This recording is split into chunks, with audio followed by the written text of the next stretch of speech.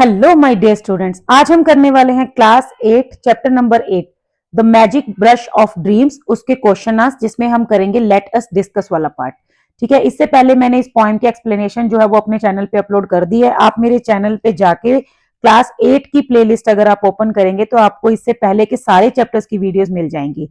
अगर आप टर्म 2 के लिए भी प्रिपेयर कर रहे हैं तो आपको जो है इस पॉइंट की एक्सप्लेनेशन इससे पहले ही वीडियो में मिल जाएगी। ठीक है, तो आज हम करेंगे इसके क्वेश्चन आंसर। तो चलिए स्टार्ट करते हैं आज की वीडियो। पहला क्वेश्चन हमारे पास है, arrange the events in order of occurrence in the poem, the last one had been marked for you, share your answer with your classmates and teacher.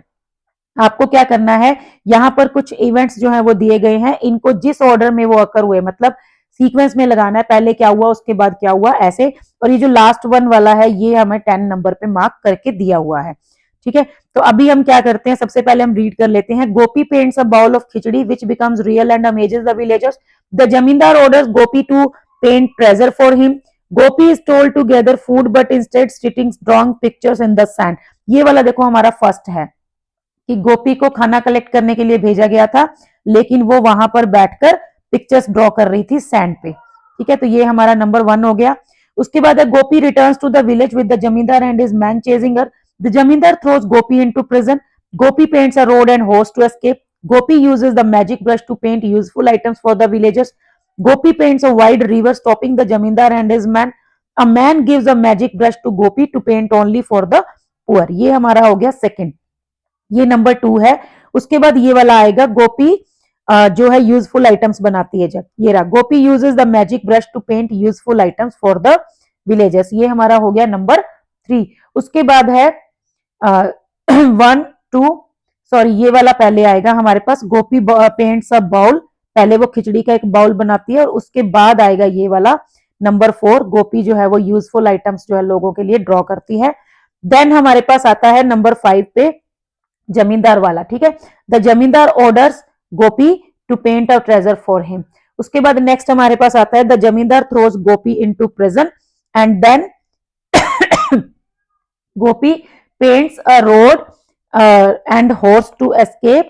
And the next one is Gopi returns to the village with the Jamindar and his man chasing her, and at last she paints a wide river stopping Jamindar and his man, and then she scares and the Jamindar and his man, and then they flee away and celebrates with the villager। ये हो गया हमारा number 10। तो ये हमारा sequence है 3 5 1 8 6 7, then ये 4 है।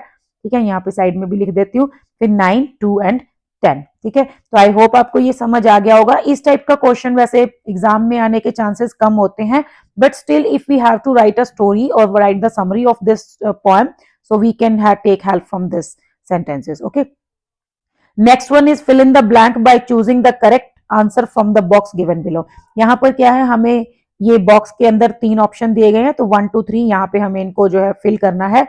First is the tone of the poem shifts through out reflecting the different moods of the story. इस पोएम के अंदर अलग अलग मूड्स दिखाए गए हैं। ठीक है, मतलब पहले कुछ और मूड था, फिर एकदम से कुछ और चेंज हो गया, फिर कुछ और हो गया, तो हमें उसको सीक्वेंस में लगाना है।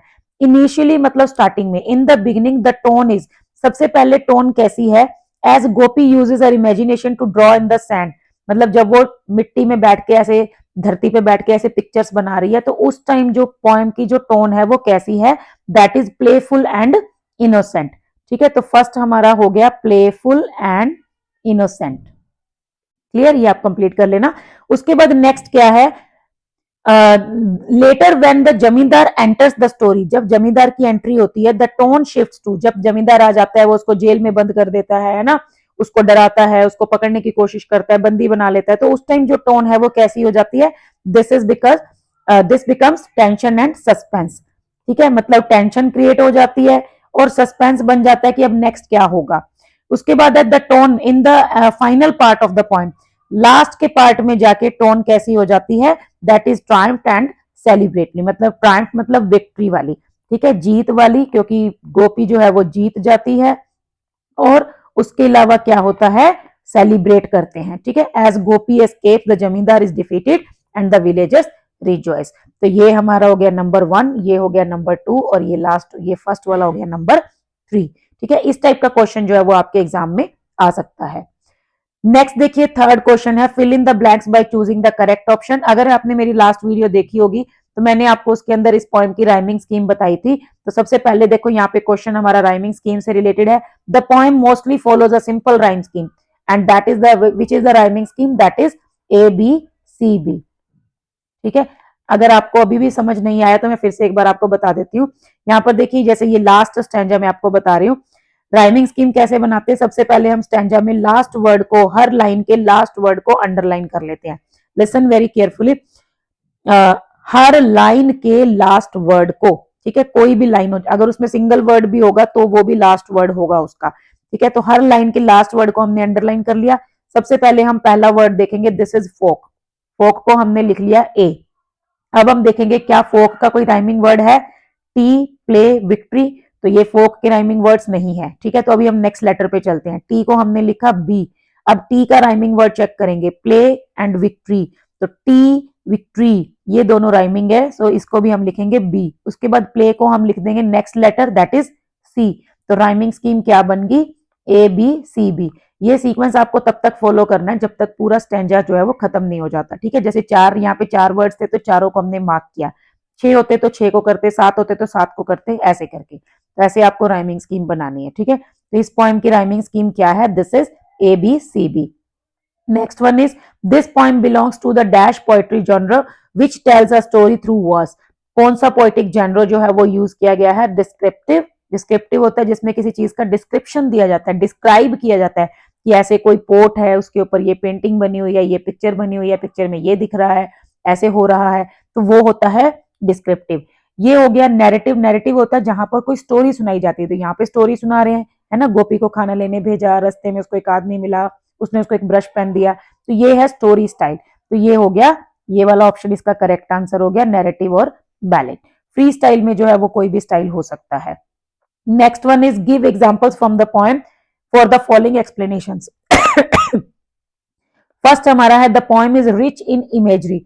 इमेजरी क्या होता है, इमेजरी ऐसा पोएटिक डिवाइस होता है, मतलब ऐसा कंटेंट होता है जहां पे हमारे सामने एक इमेज बन जाती है, एक पिक्चर बन जाती है। ठीक है, creating clear pictures in the readers mind, मतलब जब हम उसको रीड करते हैं तो हमारे दिमाग में वैसी ही पिक्चर भी बन जाती है। सो फॉर एग्जाम्पल, यहाँ पे इस पोएम के अंदर बहुत सारे एग्जाम्पल्स हैं आपके लिए राइमिंग स्कीम के, सॉरी इमेजरी के। तो आपको क्या करना है, कोई एक जो एग्जाम्पल है वो आपको चूज करना है। देखो ये वाला सबसे बढ़िया एग्जाम्पल है, जैसे she paints a mighty river wide, its current fast and deep, कि उसने एक बड़ी सी रिवर बनाई जिसका जो पानी है वो बहुत तेजी से फ्लो कर रहा था। देखो जब ये आप रीड कर रहे हो या जब मैं आपको बता रही हूँ तो आपके माइंड में एक पिक्चर बन गई कि हाँ इस टाइप की रिवर हो सकती है ना, बड़ी सी रिवर है, उसके अंदर पानी चल रहा है, तो ये एक माइंड में पिक्चर आ गई, तो ये हो गया इमेजरी। ठीक है, ऐसे ही जैसे मान लो वो था रोड वाला था, ये रहा, the Gopi paints a winding road, a horse both strong and bold, तो इससे भी पिक्चर बनती है दिमाग में, है ना, कि जो किस टाइप का उसने रोड ड्रॉ किया, एक बड़ा सा घूमता हुआ ऐसे, है ना, शार्प कर्व्स के साथ जो है एक रोड ड्रॉ किया, और एक हॉर्स ड्रॉ किया जो कि काफी बोल्ड एंड स्ट्रॉन्ग था। तो इस तरह से जो है जब दिमाग में एक पिक्चर सी बन जाती है तो उसको हम कहते हैं इमेजरी। ठीक है, तो वो आपको यहाँ पर कुछ एग्जांपल जो है वो मेंशन कर सकते हो आप। Next is, what is the effect of repetition in the poem. Poem के अंदर एक लाइन में बार बार रिपीट हुआ है you and you and you, तो इसका रिपीटेशन का जो है वो क्या मतलब मीनिंग है, यहाँ पर क्यों रिपीटेशन क्यों की गई है। देखो जब भी किसी चीज को रिपीट किया जाता है, किसी भी वर्ड को, किसी भी लाइन को, मान लीजिए आप कोई सॉन्ग ले लीजिए, सिंपल कोई सॉन्ग है, उसके अंदर एक लाइन आप देखेंगे वो बार बार रिपीट होती है ना, तो वो रिपीट क्यों होती है, क्योंकि वो जो भी सिंगर है या जो भी जिसने वो सॉन्ग लिखा है वो उस लाइन के ऊपर, उस बात के ऊपर फोकस कर रहा है और हमारा ध्यान उसकी तरफ दिलवाना चाहता है। ठीक है, जैसे कोई भी सॉन्ग आप ले लीजिए, आपका जो भी फेवरेट सिंगर हो, मान लो कोई भी करण औजला है या कोई जॉर्डन संधू है, पंजाबी है, अगर हिंदी है अरिजीत सिंह है, कोई भी आपका फेवरेट सिंगर है, उसका आप कोई भी सॉन्ग ले लो, उसमें कोई एक चीज होगी जो बार बार रिपीट हो रही होगी, और वही उस सॉन्ग का मेन कॉन्सेप्ट होगा, मेन पॉइंट होगा। ठीक है, तो ये कब होता है, जब किसी चीज के ऊपर कॉन्सेंट्रेशन करवाया जाता है।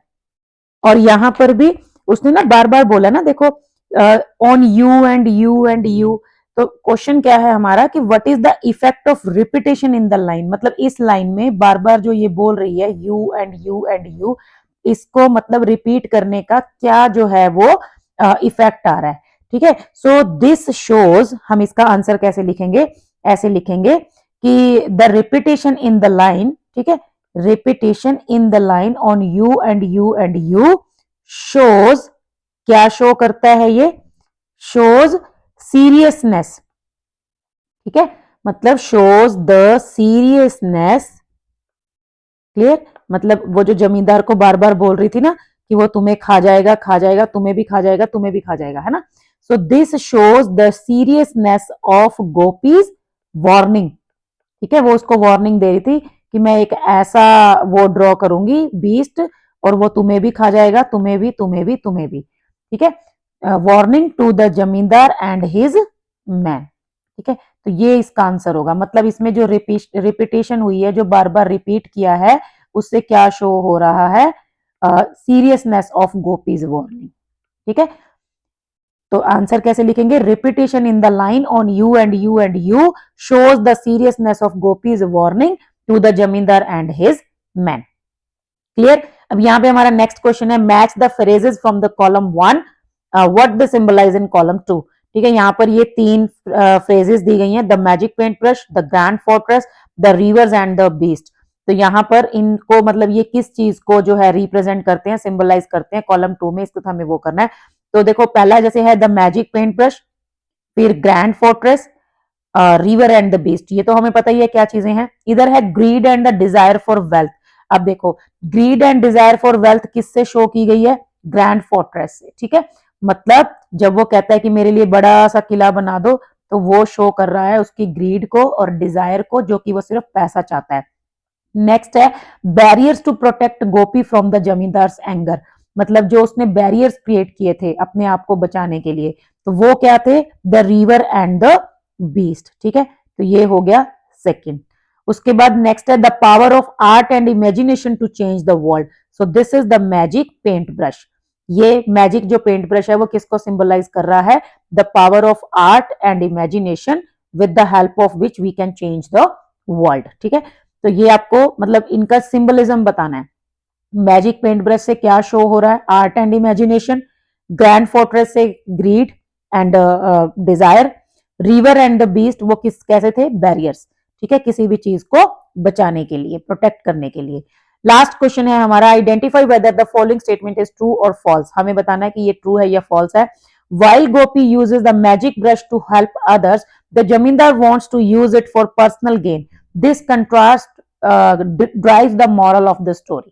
ठीक है, मतलब क्या है कि ये जो इस स्टोरी का मॉरल यही है, मतलब इसमें क्या है, एक कंट्रास्ट शो किया गया कि जो गोपी थी वो तो मैजिक ब्रश का यूज कर रही थी दूसरों की हेल्प के लिए, और जमींदार चाहता था सिर्फ अपनी पर्सनल गेन के लिए, मतलब अपने लिए। तो ये स्टेटमेंट ट्रू है या फॉल्स है, तो आपको पता ही है ये तो ट्रू है। ठीक है, so this is true. So these were the answers to the questions in the exercise, let us discuss. So in the next video we shall try to solve the next exercise, that is let us think and reflect. Okay, so wait for the next video, stay tuned, and आज के लिए बस इतना ही, मिलते हैं next video में। Thank you, bye bye.